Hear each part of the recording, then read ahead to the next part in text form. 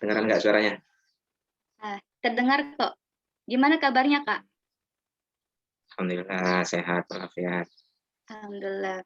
Berarti sinyal di sana kondusif ya? Alhamdulillah. Iya, soalnya Pinjam jelas tempat. suaranya. Iya. Berarti oh iya, Oke. saya mau tahu nih, kalau di sana udah jam berapa ini? Kalau di sini udah jam 8. 16 berapa nih? 16.14. 16.14. Oh, berarti masih sore ya? Oke, Ya, kalau saudara. gitu iya. Kita mulai nggak apa-apa nih ya, Kak Iqbal? Ya, terserah. Serah. Oke. Udah, Baik, udah untuk dipersilahkan belum nih? ini mau dipersilahkanin. Oke, Oh ya kalau udah ya. gitu Lanjut ya. untuk Kak Iqbal, untuk waktu dan tempat kami persilahkan. Bismillahirrahmanirrahim. Assalamualaikum warahmatullahi wabarakatuh. Alhamdulillah wassalatu wassalamu ala Rasulillah Sayyidina Muhammad ibn Abdullah wa ala alihi wa sahbihi wa man wala la nabiyya ba'dah. Subhanaka la ilma lana illa ma 'allamtana innaka antal alimul hakim wa la fahma lana illa ma fahamta innaka antat tawwabur rahim. Rabbi shrah li sadri wa yassir li amri wa hlul 'uqdatam min lisani yafqahu qawli. Alhamdulillah kita masih bisa berkumpul semua di sini.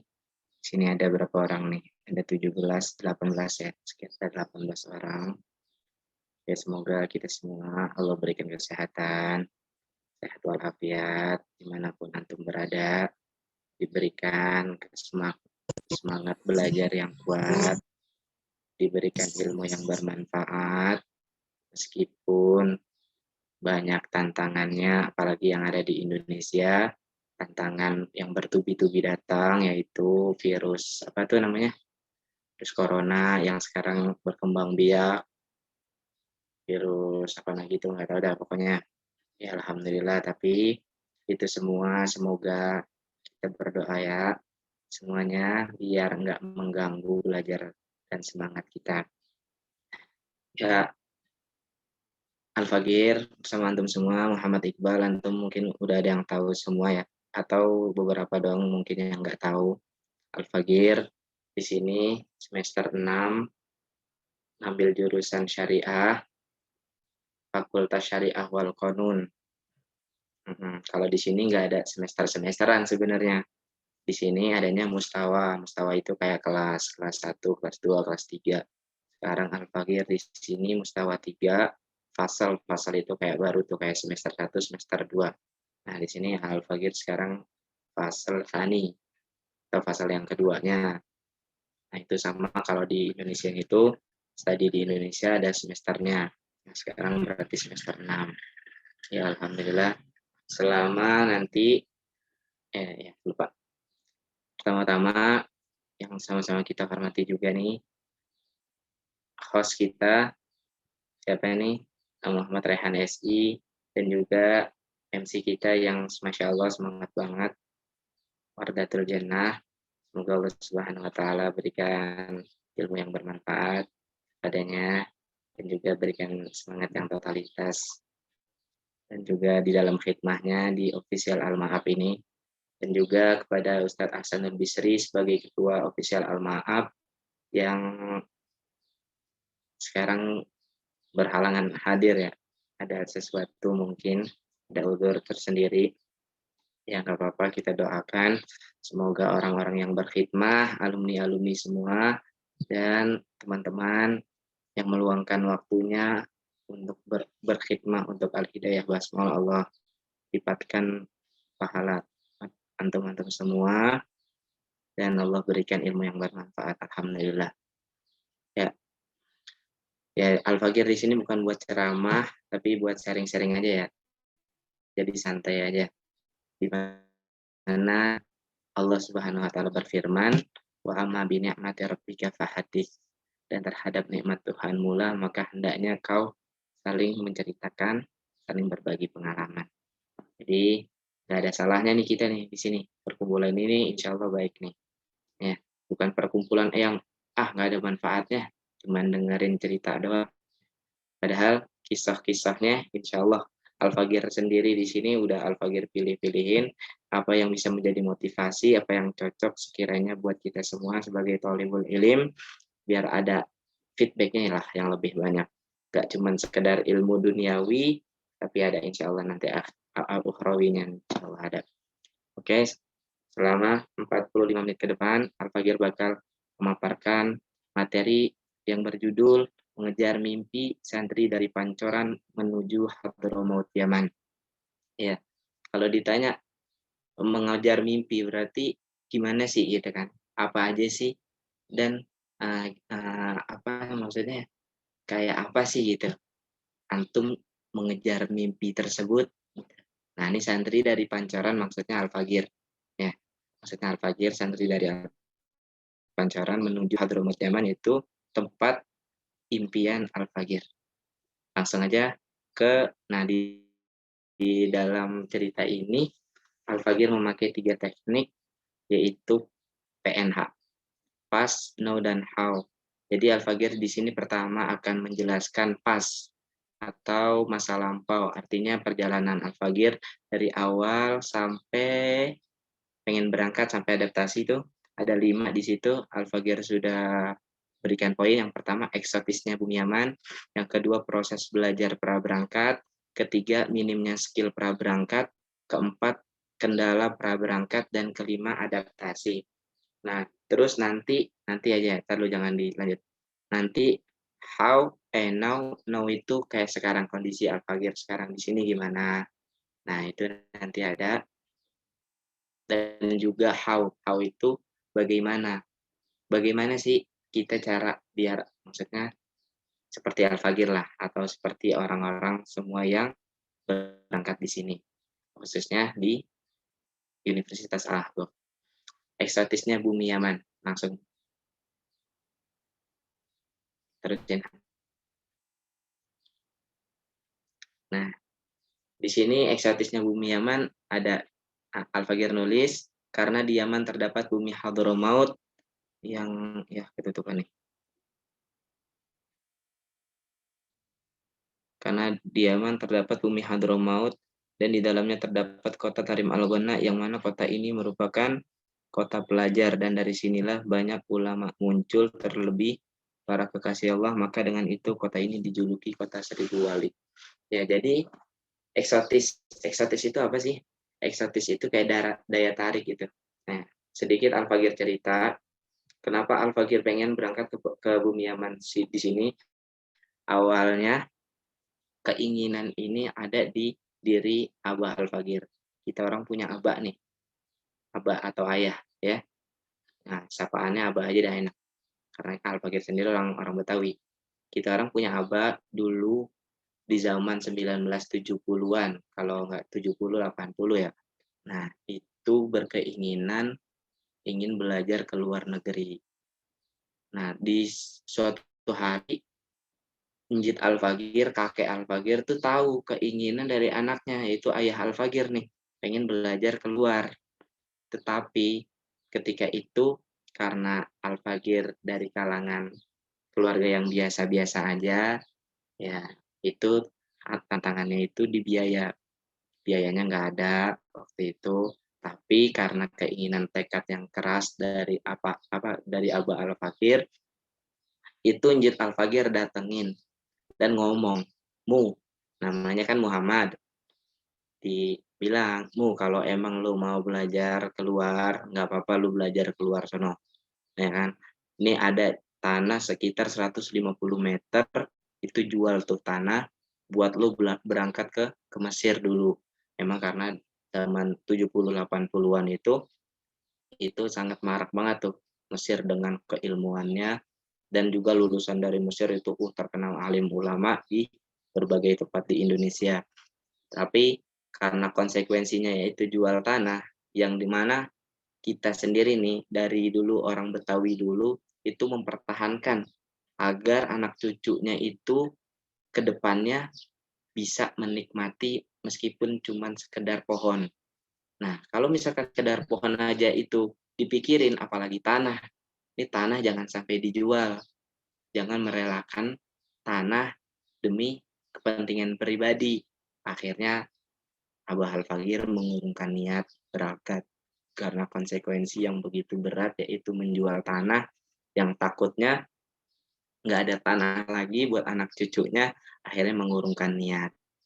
Dan tanah itu akhirnya dijual juga, tapi buat apa? Bukan buat berangkat Abah Al-Fagir, buat naik haji kakek Al-Fagir. Karena waktu itu udah larut, udah apa, udah sinul ya'as lah, udah syebeh banget gitu, udah tua, cuman belum sempat pergi haji. Akhirnya Abah Al-Fagir yang nekat jual untuk memberangkatkan haji orang tua Al-Fagir. Tetapi di saat itu juga Abah Al-Fagir punya tekad kuat, anak nggak bisa nih belajar ke luar negeri, insya Allah anak ada yang bisa. Dan keinginan itu tumbuh di diri Al-Fagir. Tumbuh di diri Al-Fagir. Cuman bedanya Al-Fagir keluar negerinya bukan untuk ke Mesir tapi ke Yaman. Apa sebabnya? Karena waktu itu Al-Fagir sering hadir ketika di lingkungan Al-Fagir, emang itu lingkungan majelis Rasulullah, yang di situ pengajiannya waktu itu masih dipimpin Allah yarham Habib Mundir bin Fuad Al-Musawa. Ya kita orang ngelihat, gimana sih antum sendiri deh, enak gak sih ngelihat orang senyum, ngelihat alim ulama yang bersinar wajahnya, yang lemah lembut budi pekertinya, pasti kita semua senang kan. Nah terus di dalam jati diri Al-Fagir juga, kayak gimana sih caranya, di mana sih belajarnya. Oh di Hadramaut dulu tuh, pas ngedengar Hadramaut aja tuh, la ilaha illallah, ada apa sih di Hadramaut itu, dikenal biladul biladul aulia, dikenal ada Tarim Al-Ghonna di situ. Apa tuh Al-Ghonna? Al-Ghonna itu dari goni, kayak subur. Di sini tanahnya subur. Meskipun sekitarnya itu banyak apa namanya? Banyak jazirah lah, banyak sohro. Cuman di sini di Tarim itu,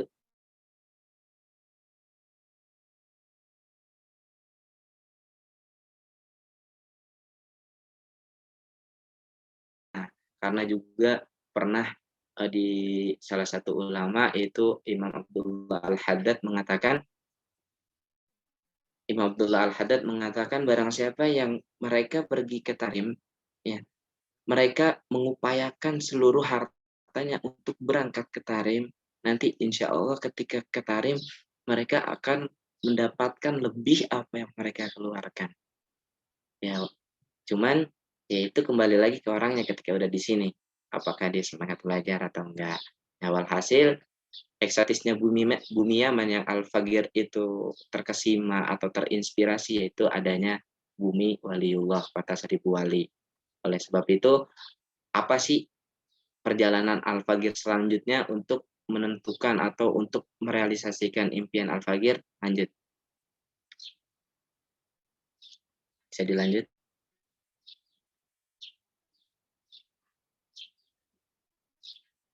Slide-nya.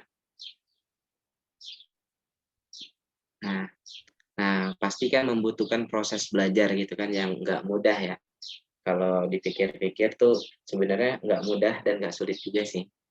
Nggak mudah dan nggak sulit. Karena waktu itu Al-Fagir masih kecil.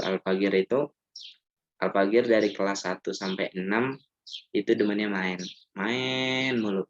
Dari pagi, siang, sore. Entah main tak umpet lah, entah main garasin, entah main segala macam, main bola, mancing, dan lain sebagainya. Itu kita orang karena anak juga dulu nggak terlalu dididik keras ya sama orang tua, nggak kayak pendidikannya sebagaimana orang-orang alim ulama gitu, nggak dididik begitu banget. Jadi masih kecilnya ya kita waktu untuk main ya main aja. Nah sampai waktu itu anak udah SMP nih, anak udah pagi siang sore main, pulang maghrib mandi. Nah dari situlah sifat mulai berubah di situ. Ketika itu anak mandi, anak orang punya abang nih. Dulu kan kita kalau di rumah sering banget ya kalau mandi maghrib dibilang, lu ngapain sih mandi? Ntar rematik lu mandi malam mulu kayak gitu kan. Terus juga anak orang punya empok anak terdekat banget sama anak, curhat sama anak, kalau apa-apa sama anak. Cuman gedek juga kalau misalkan ngelihat anak tuh dekil, kumel, pulang sore-sore, maghrib kan, baru mandi, akhirnya dia ngomong juga, "Lu ngapain sih, Bal? Pulang sore-sore kayak gini gini gini, udah nggak bisa apa-apaan," dan lain sebagainya. Ana dikata-katain, dibandingin sama saudara. Tuh, jadi kayak dia noh, belajar, bisa ngapal Al-Qur'an 2 juz waktu itu, bisa baca kitab, bisa ini, dan lain sebagainya. Di situ Al-Fagir sebenarnya sendiri ya, pribadi Al-Fagir sendiri kalau dibandingin kayak gitu tuh jatuh kita. Kita jatuh, tapi ada Umi ana, Ibu ana, Mama ana, ya pokoknya Umi deh. Ada Umi ana yang datang ngerangkul, "Ya udah nggak apa-apa, Bal. Mending sekarang Iqbal hadir aja ngaji-ngaji ya di kiai-kiai nih." Apa namanya nih, sekarang malam Selasa ada nih majelisnya siapa, majelisnya Ustadz Sidki, majelisnya Kiai Haji Ma'mun Khatib. Itu pokoknya itu semua tertibnya Umi ana yang ngaturin kan. Ya udah kita karena orangnya ya udahlah kalau udah orang tua apalagi ibu kan yang merintah ya udah deh nak bal ngaji, udah anak ngaji dan awalnya itu anak cuman dengerin doang. Tapi lama-kelamaan kok kayak ini dapat ilmu baru gitu. Ilmu ngaji itu kayak lebih enak gitu ketimbang ilmu di sekolah. Akhirnya anak beli buku tulis sendiri, catat catat, banyak. Sekarang tuh mungkin udah kekumpul 6 kali. Selama SMP tuh anak catat. Cuman catat faedah-faedah aja, pakai bahasa Indonesia. Tapi di situ ya, di sini makanya anak tulis belajar di rumah itu hadir majelis taklim kitab-kitab kuning dengan berbagai kiai setiap harinya di berbagai tempat. Itu hampir 1 minggu anak jadwalin, anak tempel sendiri di lemari belajar anak. Malam ini, Selasa pagi ini sampai setiap malam Selasa emang anak rutin majelis Rasulullah tuh yang tadinya dipimpin sama Habib Mundir, terus dilanjutin sama Habib Jindan, sama Habib Ahmad, Habib Jindan kadang-kadang sampai sekarang Habib Bagir tuh. Habib Ali bin Abdurrahman Arabsi juga ngisi di situ yang rumahnya di Serengseng. Nah, tuh Bagir juga sering ngajak teman-teman dah tuh.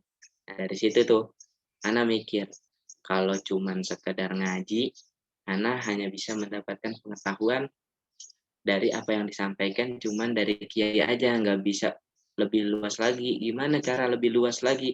Yaitu Ana harus bisa baca kitab. Akhirnya dari harus bisa baca kitab di situ, Ana nekat untuk mondok ke pondokan yang di situ basicnya atau notabene kitab.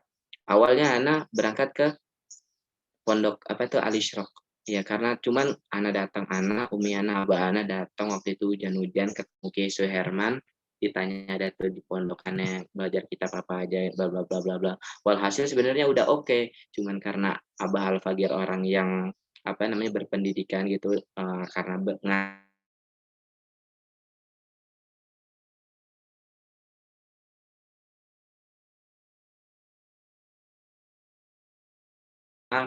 sayang banget gitu kalau cuman belajar pondok cuman nggak ada formalnya.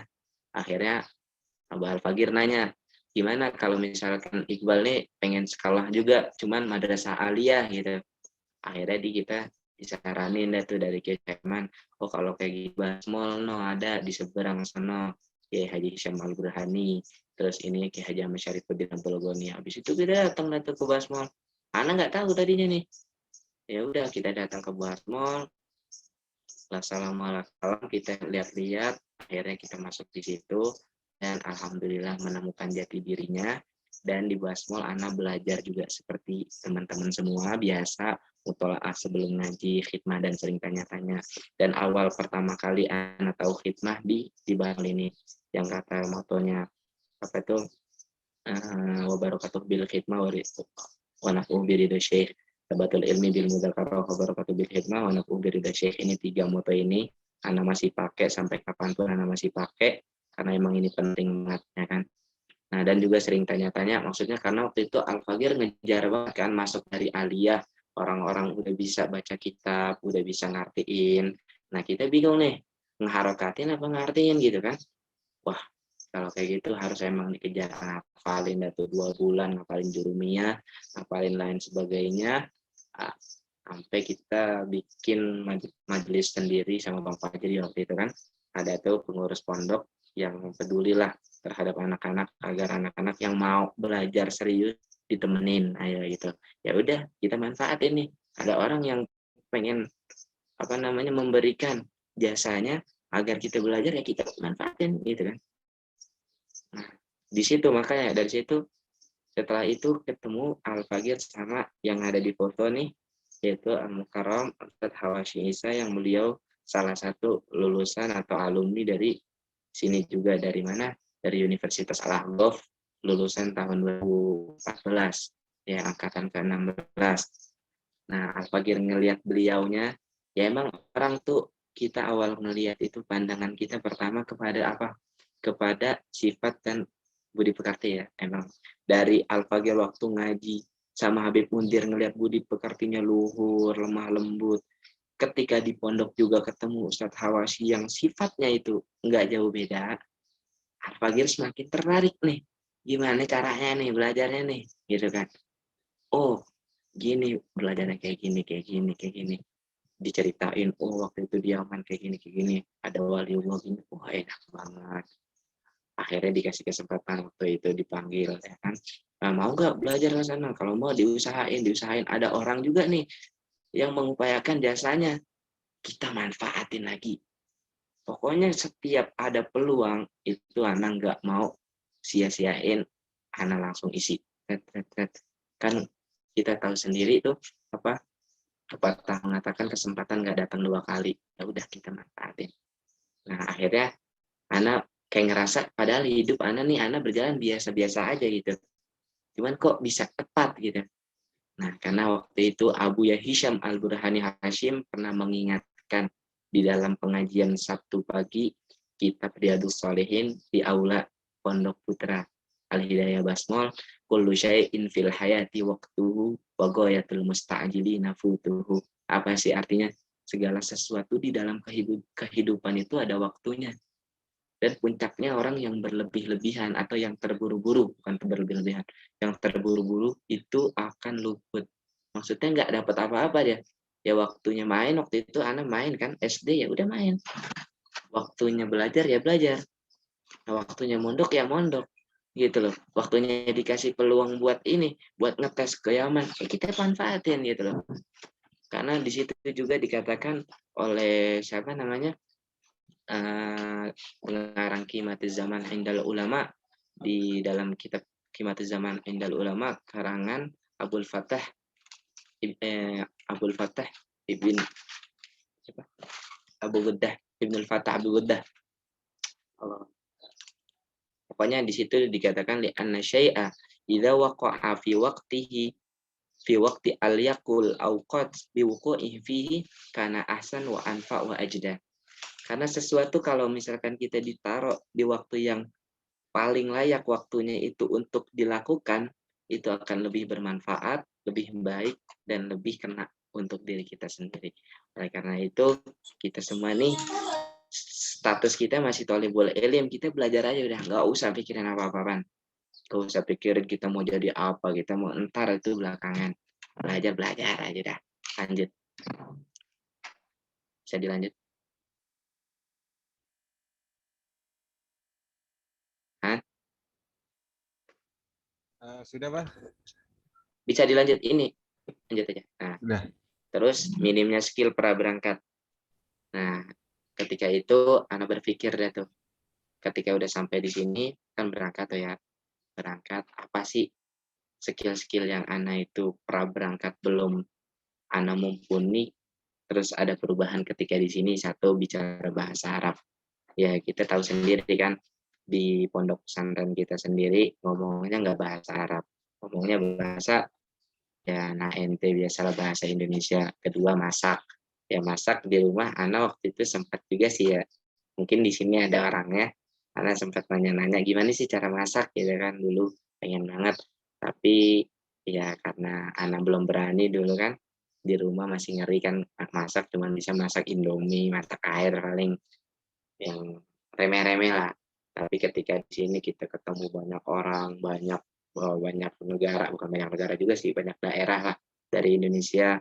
Terus juga ya hebat-hebat lah masak, kita belajar, kita bisa masak sendiri. Terus juga pengetahuan tentang Habib, yang mana dulu Kita orang punya teman yang Habib cuma satu dulu di pondok kan, itu juga marganya Al-Maghribi, Habib Abdullah tuh, Al-Maghribi ya, sama aja deh tuh. Ya. Nah, di sini ketika di sini ya udah di sini udah lingkungan habaib semua. Habib-habib. Terus juga pengetahuan Zapin. Ya, Zapin kayak terus Hajar Marawis itu sama ada tuh kayak yang joget-joget diiringin Marawis. Kita tahu, kita belajar. Terus juga pengetahuan pondok-pondok yang ada di Indonesia. Setelah tadinya Ana nggak tahu kan karena pondok kita juga kan ya orangnya tentu juga gitu dari daerah yang terbatas lah ketika di sini dari Dalwa ada, dari Darul Habib ada, dari pesantren tahfidz, Darul modern, pokoknya banyak semua kita bergabung di sini, kita tahu, kita kenalan dan tuh pokoknya banyak. Terus juga semangat ngafal. Dulu kita di pondok ngafalnya cuman adidi doang kan yang keras. Ya di sini lebih keras-keras lagi di sini. Yang nggak ngafal bisa iadah, bisa ngulang. Dan ngulangnya itu nggak cuma sekedar ngulang 1 tahun, tapi bayar kita ditaklif kena berapa tuh, $125 per madahnya itu kalau kita nggak bisa ngafal, nggak bisa lulus dari pelajaran tersebut. Terus juga semangat belajar. Kita dulu belajar kayak biasa aja kan, di pondok ya, yang pinter-pinter, yang kurang-kurang, yang biasa-biasa aja, biasa-biasa aja gitu. Cuman di sini kita dituntut buat ya udah dituntut buat belajar, belajar, belajar karena lingkungan kita belajar semua gitu loh. Jadi mau nggak mau kita terdorong gitu buat belajar. Emang lingkungan berpengaruh banget. Lanjut, lanjut ya.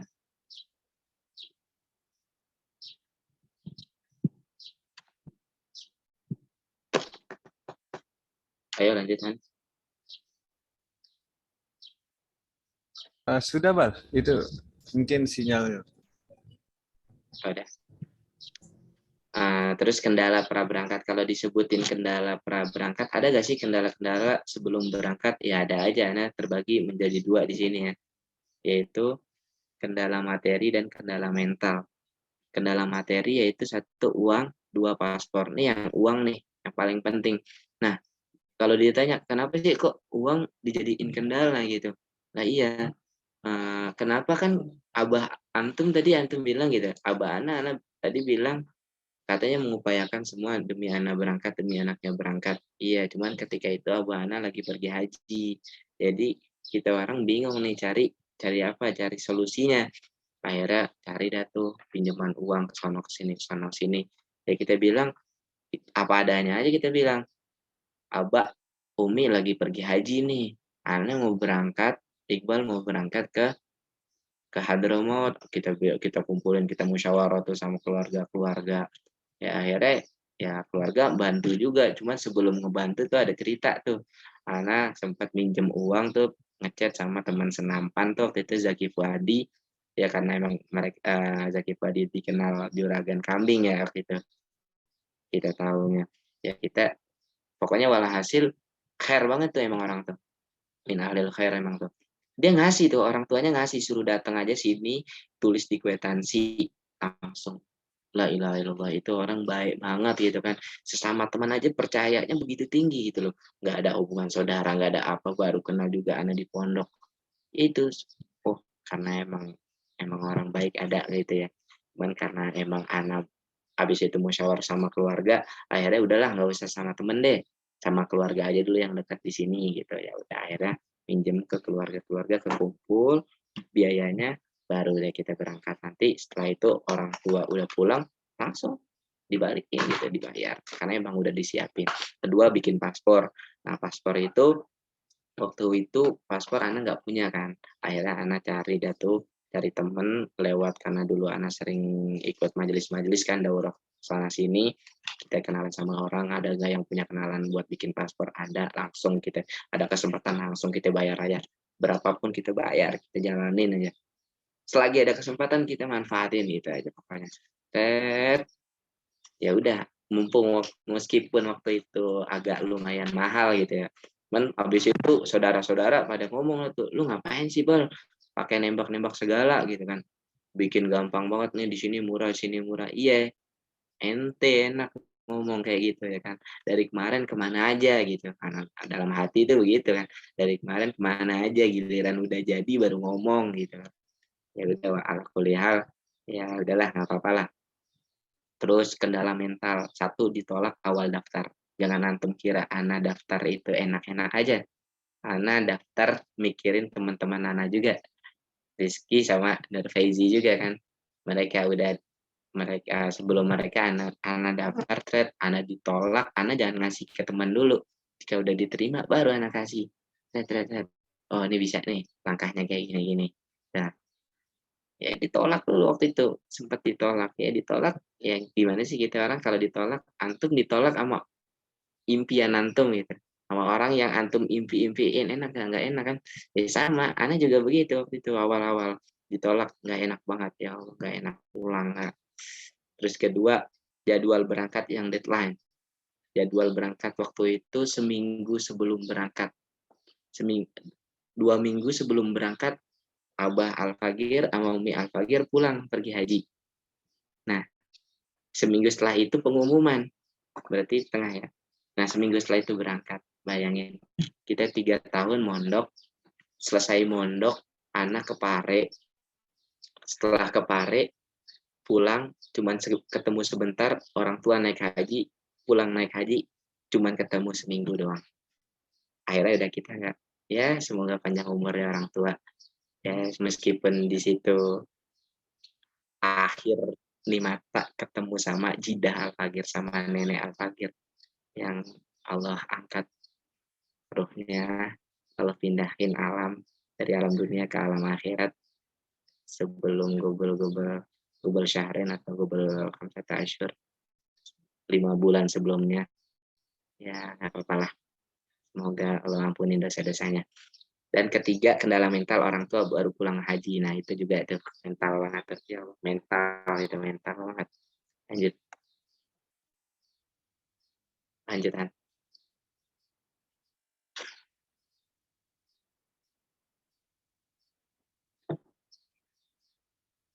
Sudah, Nah, Pak. sampai saat itu, oke, siap. Nah, udah tuh, udah semuanya berangkat itu ya. Sudah akan pengumuman seminggu setelah itu, ya berangkat di sini ada adaptasi sampai di Yaman, adaptasi apa aja yang perlu diadaptasikan. 1 bahasa, 2 teman, 3 makanan, 4 lingkungan, 5 pelajaran. Lanjut deh.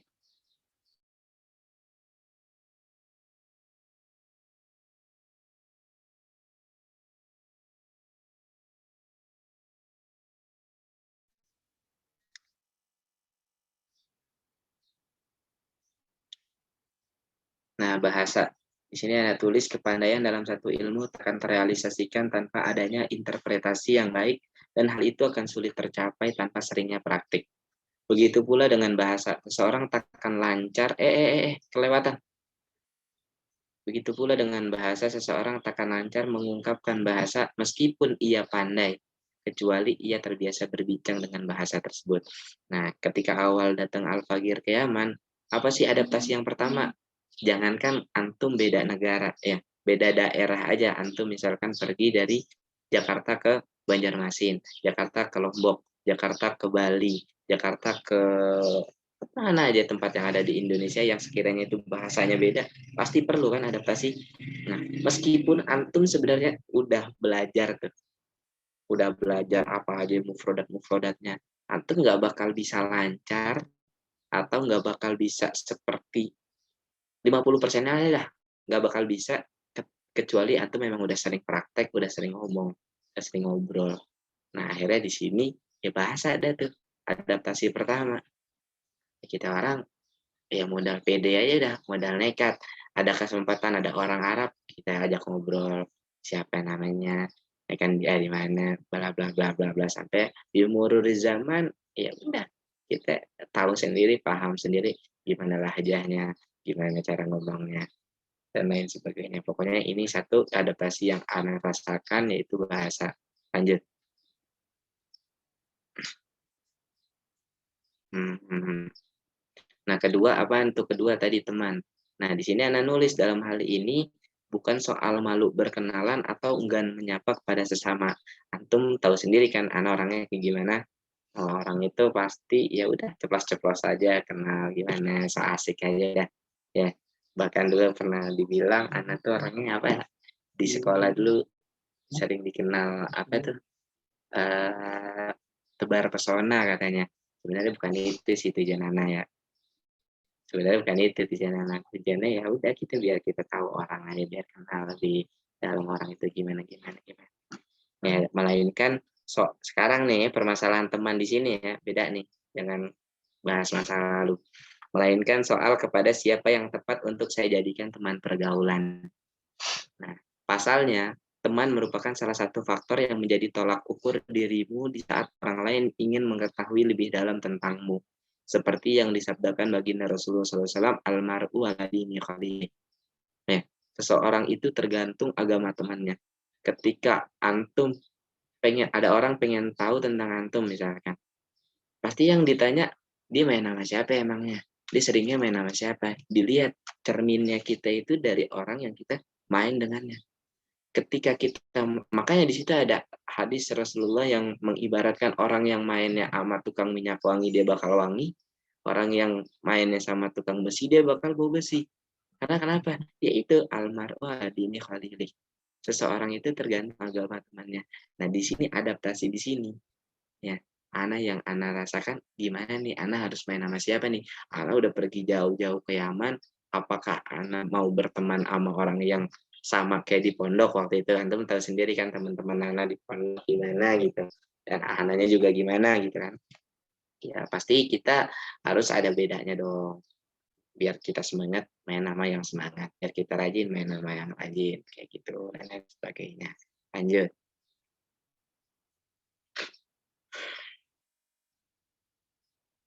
Nah, terus makanan. Nah, terlintas dalam pikiran. Mungkin terdengar tabu bagi seorang santri yang terbiasa dengan kesederhanaan menganggap sebuah makanan sebagai rintangan yang perlu diadaptasikan. Namun tak bisa dipungkiri bahwa itu bisa saja terjadi karena sangat terbatasnya makanan di sini tidak seperti beragamnya varian makanan yang ada di negeri kita. Ya, tabu gak sih? Maksudnya kayak aneh gitu. Kan santri biasa makan apa aja. Kok harus diadaptasiin sih? Iya, iyain aja dulu deh. Iya betul. Emang seharusnya tabu. Tapi kalau itu masih di Indonesia. Cuman kalau antum udah ke sini, antum bayangin di hari-hari antum makan gandum yang antum nggak pernah makan gandum di Indonesia. Gimana tuh? Apakah perlu nggak adaptasi? Perlu kan? Iya, makanya di sini Anda juga kayak gitu. Adaptasi banget gimana caranya makan terbiasa makan ini makan nasinya cuma di siang hari gitu kan, ya udah lama-lama ya terbiasa aja udah. Lanjut.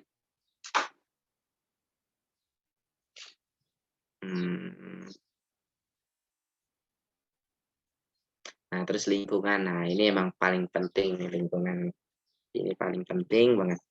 Bagaikan jam yang berputar ke belakang, kabel yang tercabut dari saklarnya, dan angin yang berhenti berhembus. Begitulah opini dari diri Al-Fagir yang pertama kali merasakan hidup dan tinggal di negeri ini. Apaan sih arti dari bagaikan jam yang berputar ke belakang? Ketika antum sudah pergi ke sini, menginjakkan kaki ke bumi Hadramaut ini, antum seakan-akan hidup di tahun 1980 atau 1990 di Indonesia. Karena kenapa? Di sini masih banyak menggunakan alat-alat tradisional. Banyak mobil-mobil yang kita kalau ngelihat di Indonesia itu adanya cuma di museum. Di sini masih digunakan. Banyak alat-alat yang, waduh, sinyalnya juga nggak ada gitu, jarang-jarang gitu kan. Terus juga ATM masih jarang banget.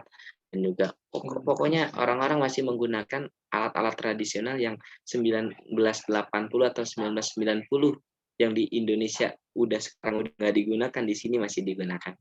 Nah, itulah arti dari bagaikan jam yang berputar ke belakang, kabel yang tercabut. Maksudnya kabel yang tercabut itu gambarnya juga anak kasih kabel yang tercabut.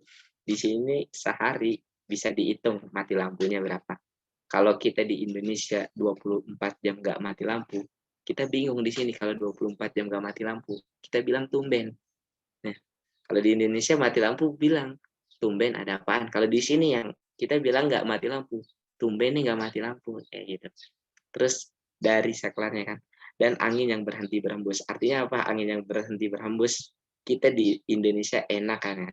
Kalau panas banyak kipas angin. banyak AC dan lain sebagainya. Nah, di sini kita panas, apalagi tinggal di Sohro gitu kan, di pesisir pasir semua gitu kan. Ya udah kalau lagi musim panas, ya hasya wakal ya deh, terima aja dah. Tetapi semua rasa itu tertutup saat kita menikmati apa yang ada di hadapan kita. Sebagaimana perkataan seorang syair yang dikutip dari kitab Risalah Mudzakarah karangan Imam Al-Haddad, wa ainur ridho an kulli aibin kalilatun wa ainus sukhti tubdil masawiya. Apaan tuh artinya? Wa ainur ridho, dan ain tuh ain ya, mata nih. Pandangan kita terhadap sesuatu ketika kita senang, ketika kita ridho, an kulli aibin kalilah, itu akan menutupi, akan apa namanya? Me, ma, apa sih kalau pensil tuh tajam, menumpulkan dari aib-aib, artinya menutupi lah udah. Kita kalau udah seneng sama orang, kita seneng sama sesuatu, bawaan udah enak aja. Maka orang Betawi dulu mengatakan, ketika cinta sudah melekat, tai kucing terasa coklat. Maksudnya, ya udah, kalau antum udah seneng aja hidup bawaannya, mau itu tempat nggak enak, itu tempat ada aibnya, ada kekurangan banyak, itu bakal ketutup. Wa itu bedil masawi ya. Dan ketika antum memandang sesuatu dengan kemurkaan, sukhet ya, dengan ketidaksenangan, ini begini, ini begini, ini, itu bedil masawi ya, maka akan menampakkan keburukan-keburukan. Oleh karena itu, ketika lingkungan Al-Fagir di sini yang sederhana, ya udah terima aja. Oh, kayak gimana lagi? Ya, kita udah nikmat banget di sini. Nanti anak ceritain ada lagi. Lanjut.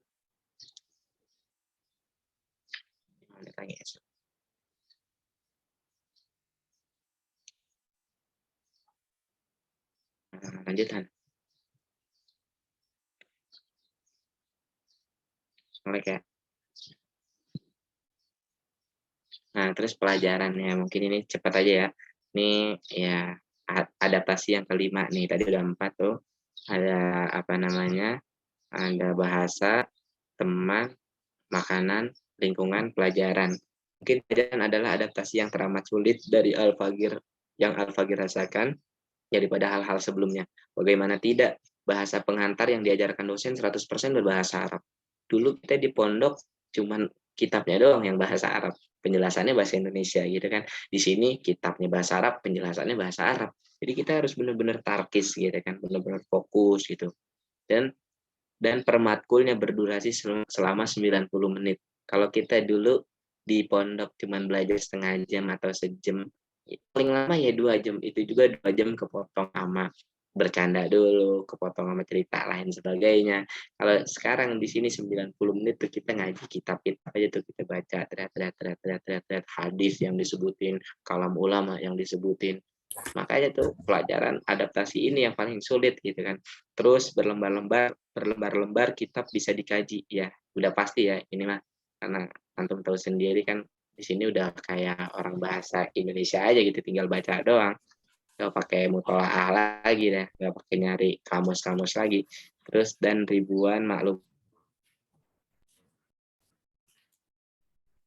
Hal ini bukan sebuah hal mudah bagi seorang santri yang notabene bukan dari lulusan pondok bahasa.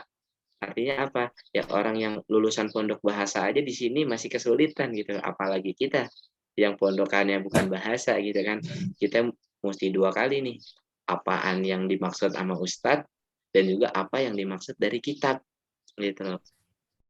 Agar balance gitu dua-duanya, atau modern atau modern maksudnya notabene bukan pesantren modern yang mereka tuh udah terbiasa gitu dengar kalam-kalam bahasa Arab atau kalam-kalam bahasa lain lah gitu untuk memahami semua yang telah dipelajari. Jadi ini juga ada 5 ini adaptasi yang Al-Fagir rasakan di sini, yang mungkin dari kelima ini bisa ada hikmahnya buat antum semua.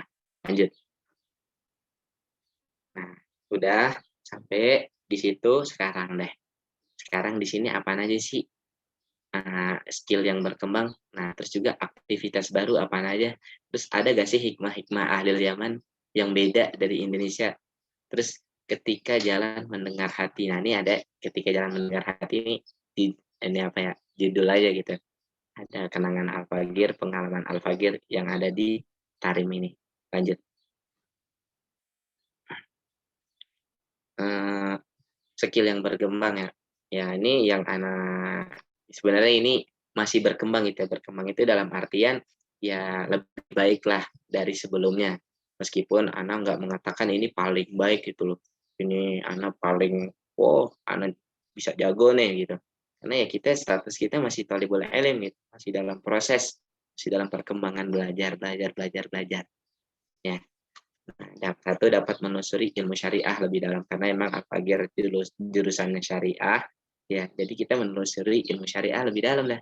Dari mulai pelajaran Nahitul Ahkamnya, Diful Ahkamnya, fikihnya, ya kita bisa tahu istinbat ulama kayak gimana, terus qaidul usulnya gimana, pelajaran usulnya kita perdalam tuh, semuanya gimana. Pokoknya kita bisa menelusuri ilmu syariah lebih dalam lagi, yang berkembang Al-Fagir itu, yang Al-Fagir rasakan.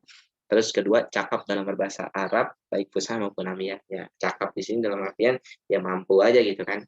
Yang tadi anak artiin ya, berkembang di sini bukan dalam artian anak yang terbaik gitu. Oh, mungkin di sini salah satu di antara antum juga orang-orang yang terbaik juga gitu loh, yang bisa. Cuman ini dalam personil Al-Fagir ya, Al-Fagir ngerasa yang berkembang itu apa? Bahasanya. Ketika bahasa Arab ana sebelum ana pergi ke sini gimana, dan ketika udah sekarang makin berkembang alhamdulillah baik usahanya maupun amiyahnya. Nah, dan ketiga yaitu dapat membuat racikan gahwa atau syahi, kopi Al-Arabi. Karena emang di sini Al-Fagir tuh waktu itu disuruh bikin kopi kan sama dosen gitu. Nah, kopi-kopi di sini tuh kopi Arab pakein jahe gitu, kayak wedang kayak gitulah kalau di Indonesia. Oh, orang sini emang adatnya minum kayak gitu. Dan ya udah, ini udah menjadi passion Al-Fagir. Jadi ketika ada majelis apa-apa, Iqbal mana Iqbal nih, suruh masak buat kita buat. Itulah yang berkembang skill pribadi. Terus lanjut, bisa dilanjut.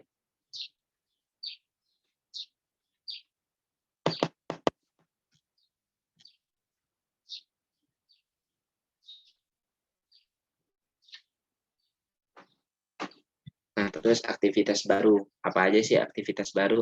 Di sini satu, menghafal pelajaran terlebih ketika mendekati ujian gitu kan. Dulu kita orang di pondok atau di sekolah belajar ya senang aja, udah ada kisi-kisi gitu kan. Paling ya kisi-kisinya aja. Kalau di sini kisi-kisi nggak ada, terus juga kurikulumnya banyak banget. Ya udah, jadi mau gimana lagi? Kita hafalin aja. Berkitab-kitab ya hafalin aja udah gitu kan. Ya kalau bahasa yang masih bisa pakai insya gitu kita ngarang, nggak apa-apa. Cuman kalau yang nggak bisa ngarang gitu, mau nggak mau kita ngafalin kan tuh pelajaran. Kedua apaan? Menelaah kitab-kitab salafun soleh. Ya emang karena Al-Fagir sendiri jurusannya syariah ya. Jadi yang dipelajarin ya pelajaran-pelajaran agama, pelajaran-pelajaran kitab salafun soleh gitu. Dan juga di sini kan Al-Fagir kuliah gitu ya, mahasiswa bisa juga ngambil istifadah ke Habib Umar bin Hafid, ke Habib Abu Bakar, kan ada nih sebenarnya kalau lagi ada gitu. Terus ke Habib Abu Bakar Balfagi, dan masyaih-masyaih ulama-ulama yang ada di Hadramaut, di Tarim khususnya, itu kita bisa ngambil atau faedah-faedah. Terus juga membuat gahwa, nah ini aktivitas juga nih, ya membuat ya, anak, ya udah pekerjaan anak dah tiap 2 minggu sekali atau seminggu sekali kalau lagi ada majelis taklim gitu. Terus juga ziarah atau rekreasi ke berbagai tempat bersejarah. Nah, ini juga menjadi aktivitas baru gitu. Ya, sebelumnya anak paling kalau ziarah itu sama Sohibul Khotam, sama siapa tuh Nur Faizi, Pak Hambayhaqi, teman-teman semua ya paling itu sebulan setahun sekali gitu kan. Bang Fatami itu. Ya pokoknya banyak lah tuh dulu di Basmol ada tuh teman-teman Sohibul Makom tuh namanya. Ya orang-orang yang ziarah-ziarah dah. Nah di sini anak lanjutin lagi, cuman bedanya beda walinya gitu, beda orang yang kita kunjungi. Lanjut, bisa dilanjutkan. Aduh, udah.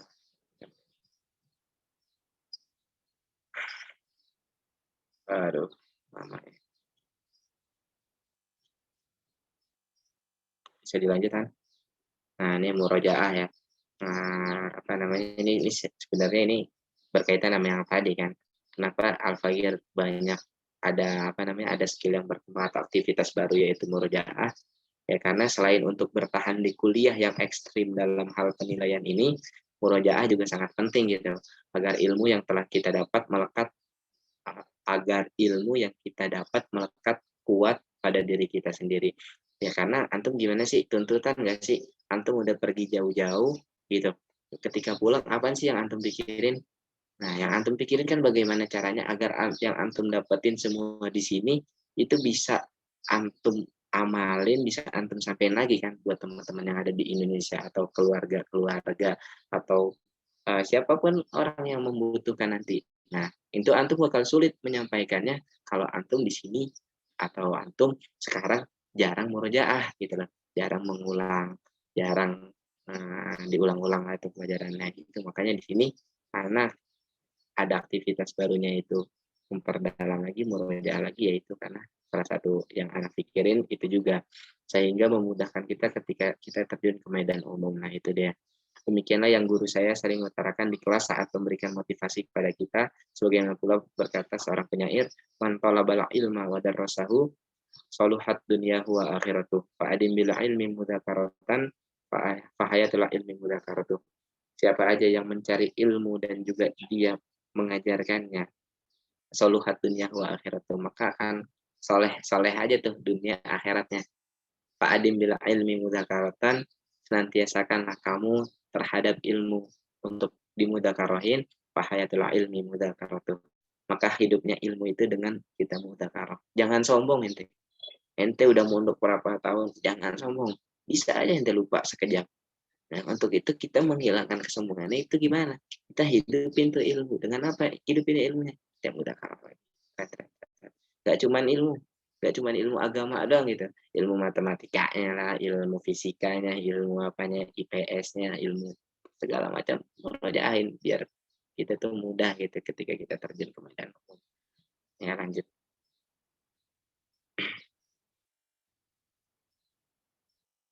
Bisa dilanjutkan.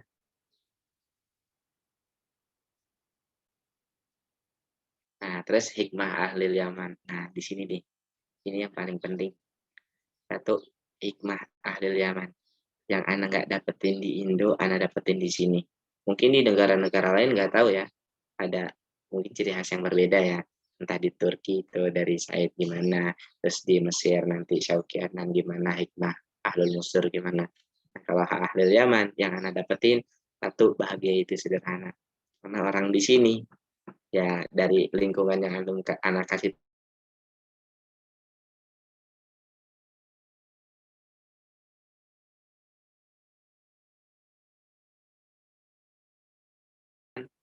nggak glamor hidupnya, nggak wah segala macem. Apalagi ya harim-harimnya gitu, harim-harimnya perempuan-perempuannya di sini ya pakai nikop semua, ya udah apaan yang mau diperlihatkan gitu, muka cantiknya gitu, enggak gitu kan. Atau laki-laki yang apaan yang mau mereka liatin, jam tangan mewahnya, cincinnya, apaan semua, rambutnya semua potongannya sama, bajunya setelannya sama, baju koko atau kemeja sarungan, udah itu sama semua adatnya. Maka bahagia bahagia itu sederhana, itu bisa diterapin di sini. Ya sebenarnya sama aja kayak orang-orang kita juga di Indonesia, cuman yang bukan tinggal di kota, artinya tinggalnya yang di desa gitu, sama aja kayak gitu. Kedua, ramah akan rahmah dan angkuh akan bermusuh. Kalau orang kita baru kenal, terus kita akrab, dibilang so kenal so dekat ya. Kalau orang sini terbalik, orang sini baru kenal, nggak kenal aja, assalamualaikum, assalamualaikum, kef halak, khair, kef umurok gitu. Langsung ditanya gimana urusan ente, lancar, umur tayyib gitu kan. Nah, kalau nggak sapa malah kita disangka itu kayak ada musuhan nih, dia nih kok nggak saling menyapa gitu kan. Terus juga sabar dan syukur kunci kenyamanan hidup. Ya itu dia yang tadi Ana bilang, apa sih kunci kenyamanan hidup mereka? Ya udah, mereka sabar. Ketika ada musibah mereka sabar, ketika ada nikmat ya mereka bersyukur. Kan gitu juga tuh kalau kita ngaji Riyadhus Shalihin kan ada tuh hadis sama qala Rasulullah SAW, ajaban li amril mukmin kulluhu khair. Tidak asobat husarra syakar.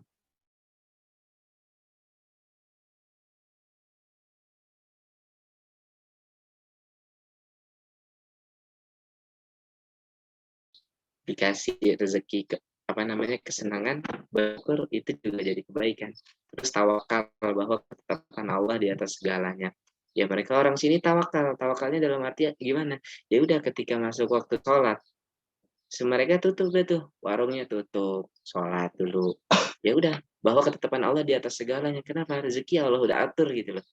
Ya, memang betul mereka tugas mereka kayak gini gitu. Ya udah, mereka kerjain apa yang mereka bisa gitu. Ya ke waktunya ibadah ibadah, waktunya nyari uang. Mereka tawakalnya kuat di sini. Itulah 4 hikmah al-halaman yang Al-Faqih rasain ya, yang nggak ada atau yang jarang anak temukan di Indonesia. Lanjut.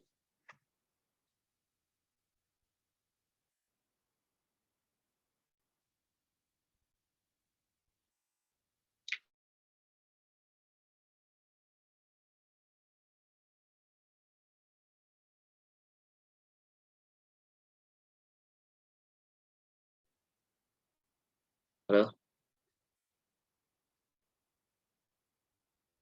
Halo, Nah, sudah. nah di sini ya, ketika jalan mendengar hatinya, di sini ada cerita sendiri ya. Ini anak ketika udah sampai ke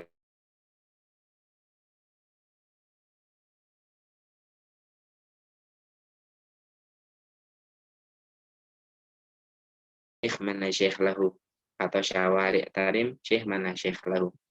Jalan-jalannya tarim aja itu bisa menjadi sebuah guru, seorang guru bagi orang yang tidak mempunyai guru. Jadi waktu itu anak punya cerita ya. Anak waktu itu lagi keluar malam-malam habis ziarah Zamal ke makam Fakih Muqaddam yang kita sering kita sering bacain tartib, Imam Haddad juga di situ. Nah tadi tuh fotonya yang di awal tuh yang di eksotisnya itu. Nah habis itu anak pergi deh tuh ke Masjid Wa'alawi. Masjid Wa'alawi itu yang ada di benar-benar Tarim Kodim gitu, Tarim dahulu. Setelah itu malam-malam tuh jam 8 kita keluar atau habis sholat sunnah dari masjid itu, tabarukan kan, kita keluar, anak ngomong dalam hati itu jalanan Tarim, pelosok-pelosoknya gelap banget gitu kan. Namanya di kampung kan gitu, gelap banget, anak pengen dan nyasar ke situ. Ini kata temen anak, ya kalau ente mau tahu mah, ya berani nyasar gitu, jangan takut nyasar gitu kan. Sampai di situ anak ngomong, yaudah yuk kita nyasar yuk gitu kan. Pas kita pulang tuh, pas kita pulang itu kita ketemu sama kakek-kakek. Itu kakek-kakek udah pakai tongkat dan teman Al-Fagir nih, teman anak nih tiba-tiba dia turun aja. Dia bilang, "Bal, bentar ya gue mau beli peci," gitu kan. Pas banget tuh, depannya ada tukang peci. Ada kakek-kakek minta anterin tuh. Dan minta anterin, ngomongnya juga nggak jelas gitu kan, udah kakek-kakek gitu kan. Akhirnya pas Ana anterin pakai motor itu Ana lewatin jalan yang tadi Ana pengen nyasar di situ. Akhirnya ya Allah jawab gitu, Allah dengar gitu. Jalan itu mendengar isi hati Al-Fagir yang ya tadinya sebenarnya nggak bermaksud gitu kan, cuman karena hati udah mengungkapkan dengan lisannya gitu, didengar oleh jalanan Tarim. Dan dari situ Ana percaya bahwa Tarim itu mempunyai keramat tersendiri gitu. Karena ketika masuk tuh tempat atau kampung Tarim yang kodim yang dulu tuh Ana udah husnudzon aja dah. Jaga hati, jaga lisan ya. Jangan sampai kejadian ini 2 kali gitu kan. Kejadian ini Ana berdoa aja udah pokoknya yang baik-baik. Itulah yang Ana rasakan di Tarim. Terus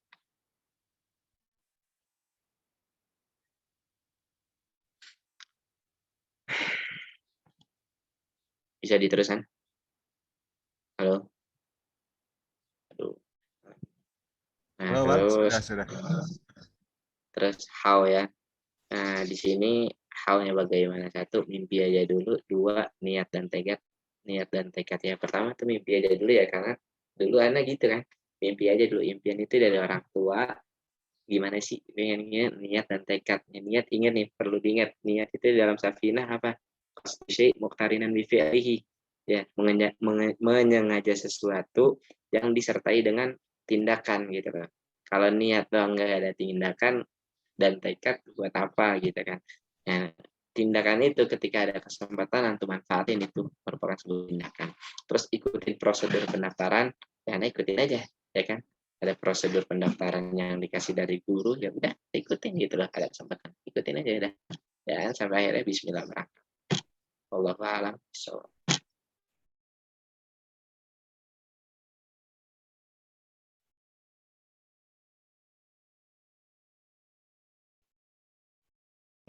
Ini aja yang sharing-sharing hari ini yang Ana bisa berbagi kan, dari mulai awal cerita mimpinya Ana gimana, terus Ana mengejar mimpi itu gimana, sampai Ana sampai di sini, sampai Ana belajar di sini lagi, dan sampai gimana caranya Ana udah kasih semua.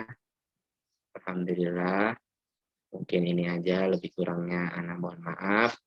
Billahi taufiq wal hidayah. Wassalamualaikum warahmatullahi wabarakatuh. Waalaikumsalam warahmatullahi wabarakatuh.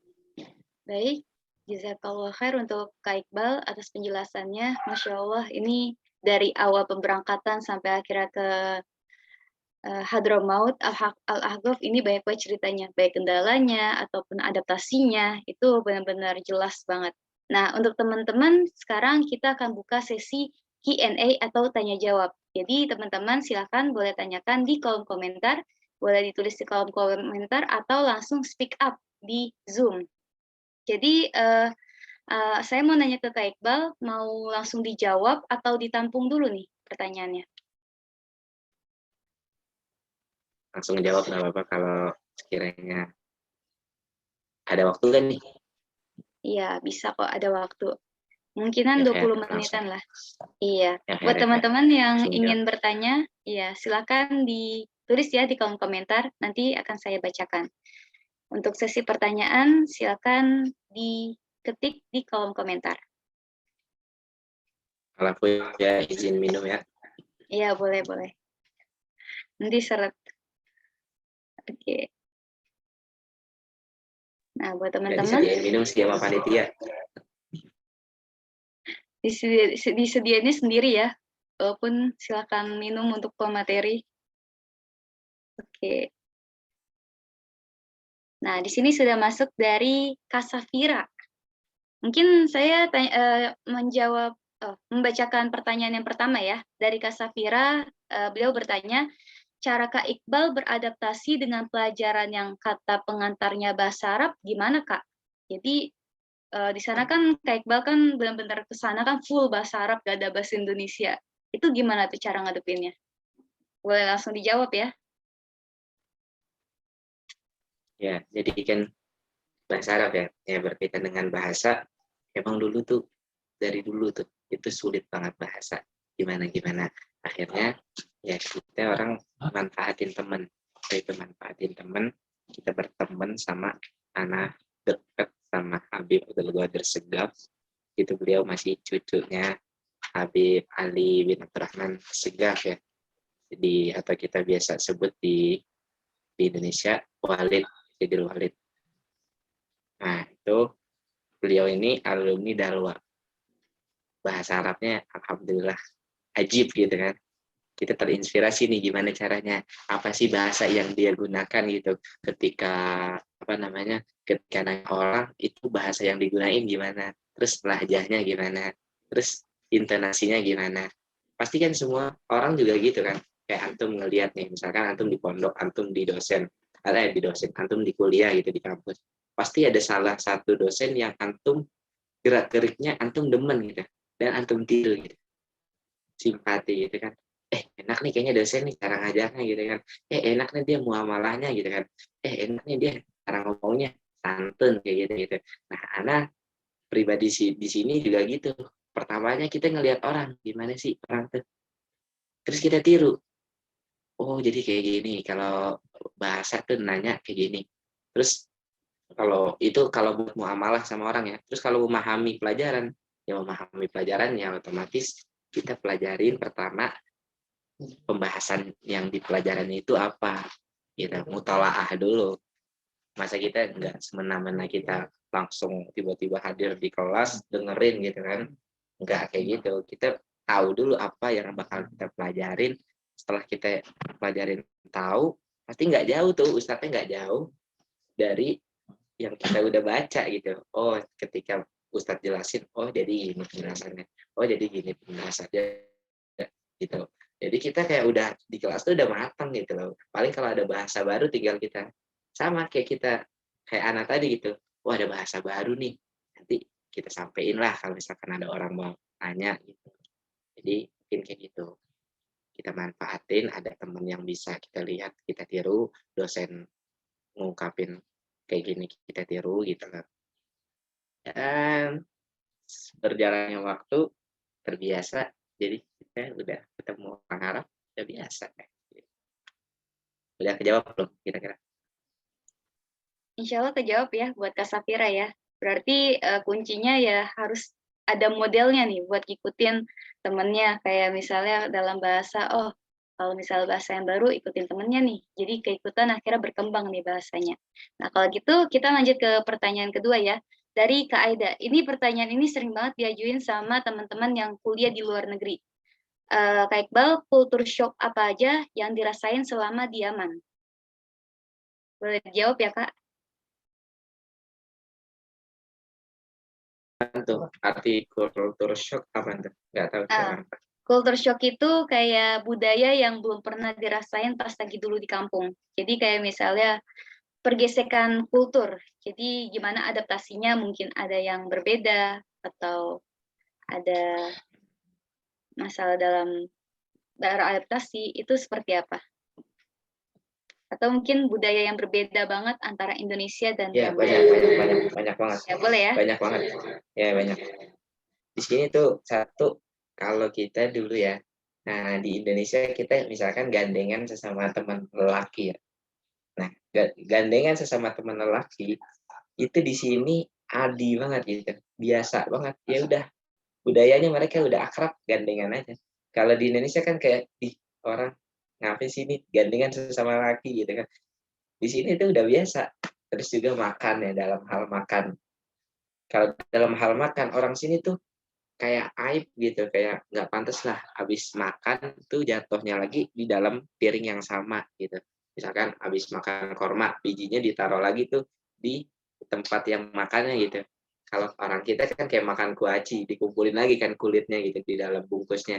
Nah di sini tuh aib gitu, kayak beda gitu. Terus juga kalau makan ya, orang di sini kalau makan itu nggak habis, selalu nggak habis.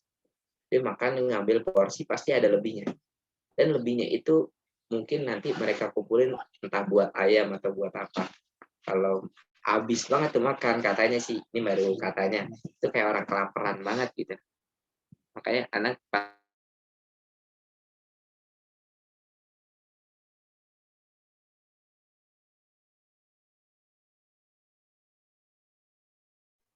weh, ngeloncong gitu loh, songong banget gitu. Nah, kalau di sini ya pala biasa aja diginiin sampai anak kecilnya juga bercanda megang pala, plak-plakan lah apa.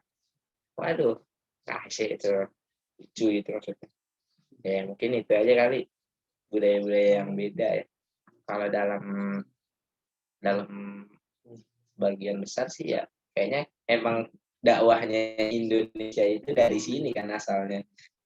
Ya, jadi nggak terlalu banyak gitu perbedaannya kalau di agama ya. Kalau soal kebiasaan-kebiasaan itu. Kalau gitu Kira-kira udah kejawab belum? gimana nih Nggak, Kak saya tanya Aida? dulu. Ada suara Kak Aida di sini? Terjawab gak nih? Kalau kurang banyak. Kurang banyak lagi. Kurang banyak. Oh, berarti masih mau lagi nih. Mungkin ada beberapa lagi mungkin dari budaya atau acaranya tuh mungkin ada yang berbeda. Kalau acara ya kalau acara pasti dong. Di sini tuh kalau acara yang anak pernah hadirnya, misalkan pernikahan zuatan gitu. Ya kalau di Indonesia kan zuatan ya samping-sampingan sama bininya nih. Nah kalau di sini kagak. Di sini ya udah acara kayak acara zuatannya laki-laki seteru laki-laki. Perempuannya ya udah di rumahnya tuh. Acara juga, cuman ya sama-sama perempuan gitu loh. Nggak di samping-sampingin gitu. Ya yang laki-laki ya acaranya yang pakai marawisan yang joget-joget di depannya gitu. Nah itu di sini tuh ya yang Anda rasain. Juga apa lagi ya?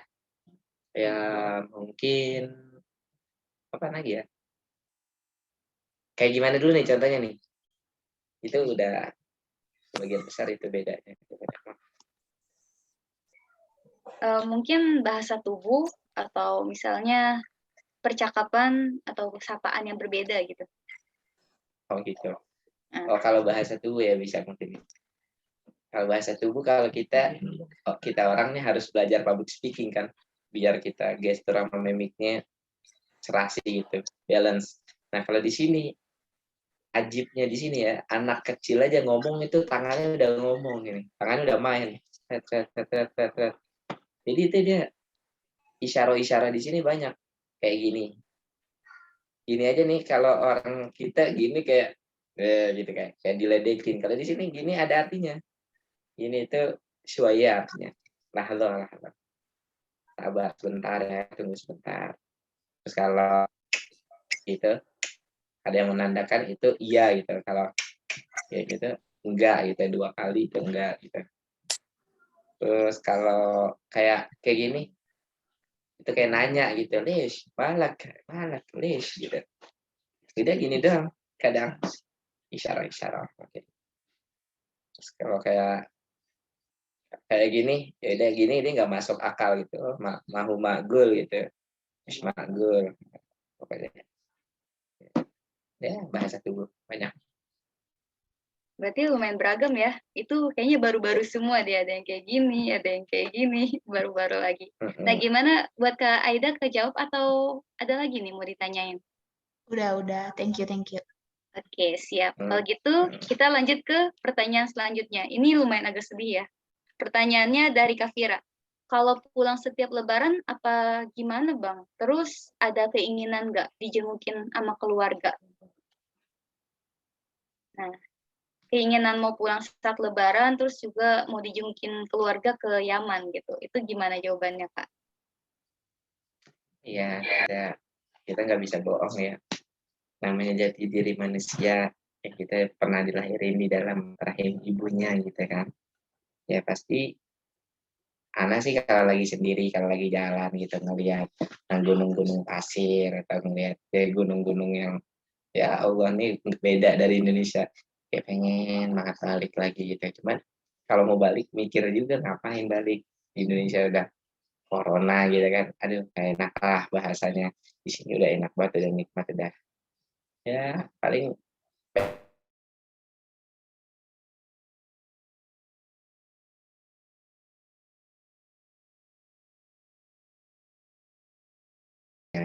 sama Umi juga kan yang bisa pelukannya gitu kan, apalagi karena dulu kayak disayang banget gitu kan sama Umi, ya setiap pulang pondok kayak dirangkul. Nah itu ya kalau kita video call ya kadang Umi juga nangis gitu kan, cuman ya kita sebagai anaknya ya udah biarin nangis dulu, habis itu kita temenin, kita hibur, kita senyumin, nggak usah nangis, tenang aja gitu, nanti juga ketemu lagi ya, kita bercanda, kita hibur lah, pokoknya pecahin suasana aja gitu, biar nggak kepikiran, dan berdoa itulah.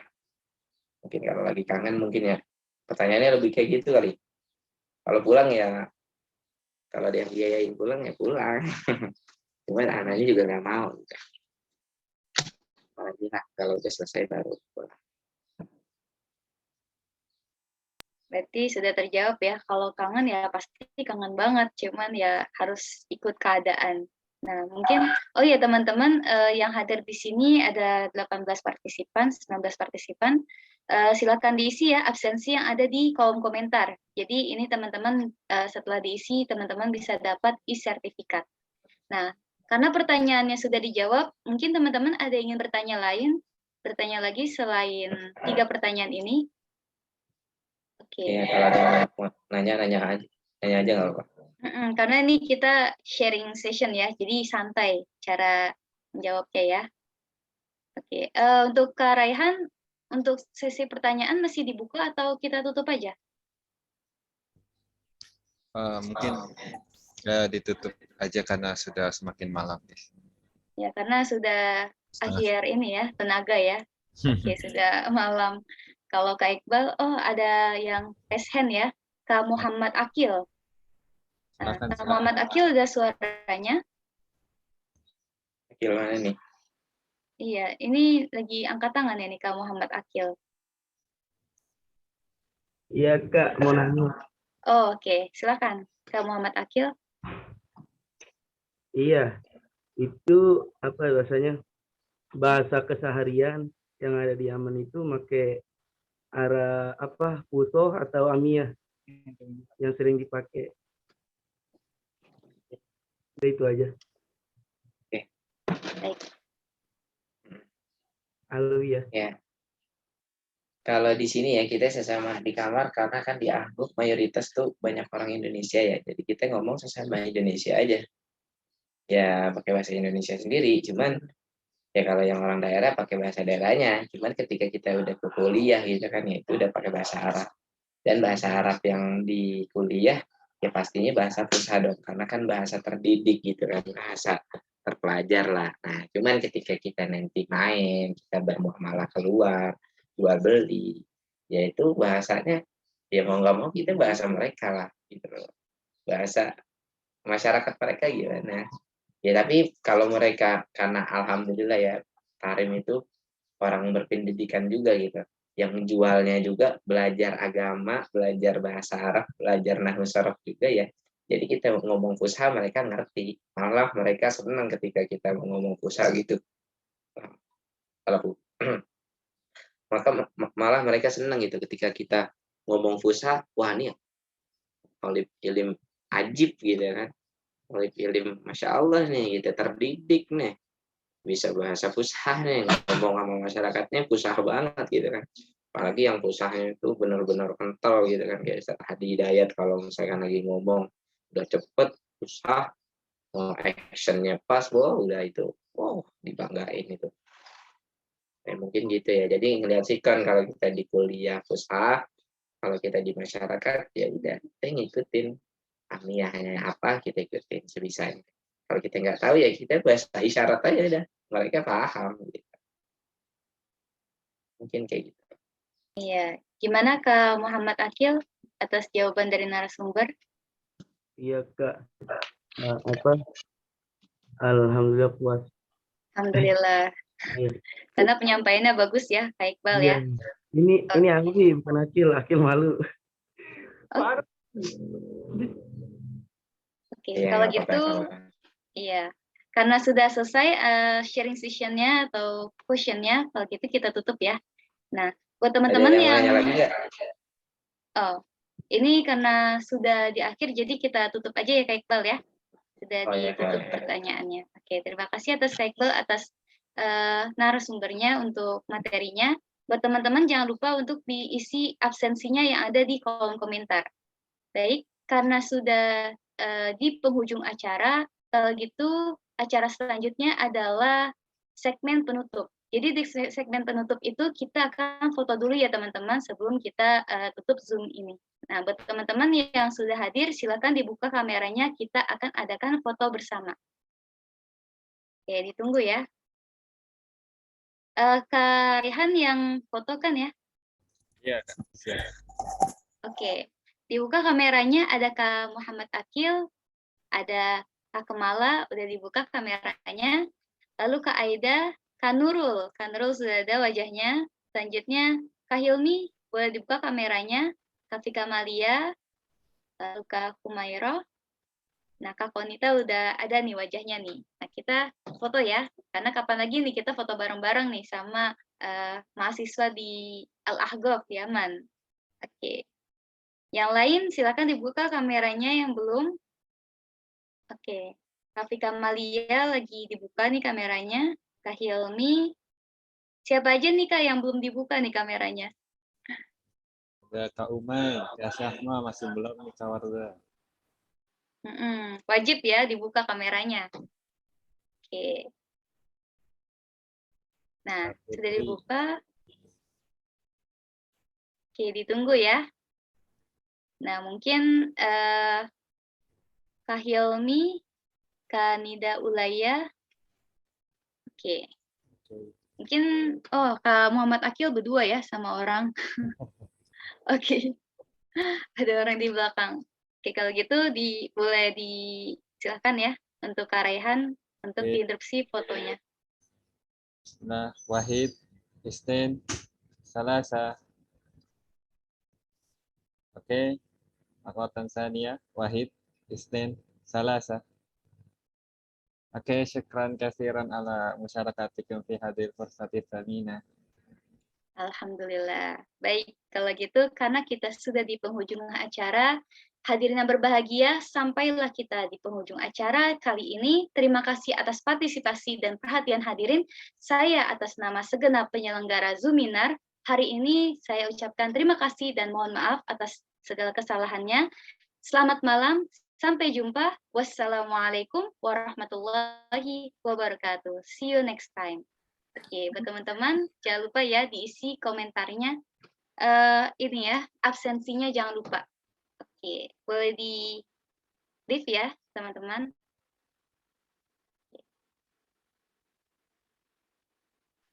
Iya, sama-sama. Siapa tuh yang Makasih ya terima Kak Iqbal ya atas waktunya. Ini Iya, sama-sama. udah lagi nggak ngaji atau lagi kosong ini?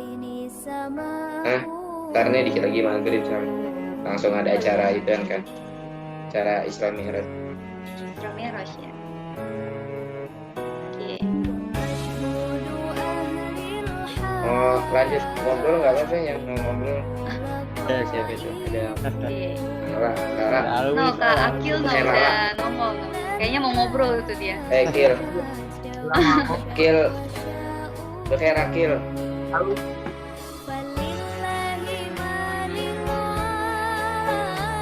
Izin live ya. Ya, silakan. Dengar nih. Ya, kasih ya.